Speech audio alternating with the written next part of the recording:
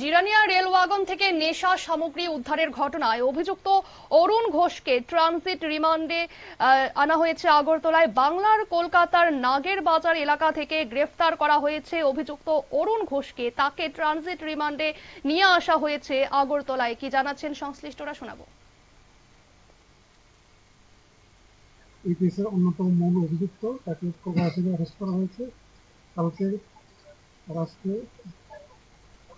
আগরতলা আনা হলো। মোট কতজনকে আনা হয়েছে? এই পর্যন্ত 3 জন অ্যারেস্ট হয়েছে। এই পর্যন্ত কতজন গ্রেপ্তার হয়েছে? 3 জন। আজকে যাকে নিয়ে আসে ওনার নাম কি?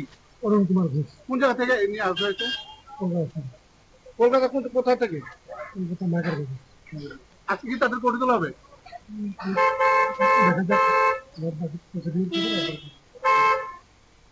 আপনারা শুনলেন পুলিশের পক্ষ থেকে বক্তব্য। অভিযুক্ত অরুণ ঘোষকে ট্রানজিট রিমান্ডে নিয়ে আসা হয়েছে এবং এই মামলা দায়ের করে তদন্ত শুরু হয়েছে। সংবাদ এখনকার মতো এই পর্যন্তই। পরবর্তী খবরের জন্য অবশ্যই নজর রাখুন নিউজ ভ্যানগার্ডের পর্দায়। নমস্কার।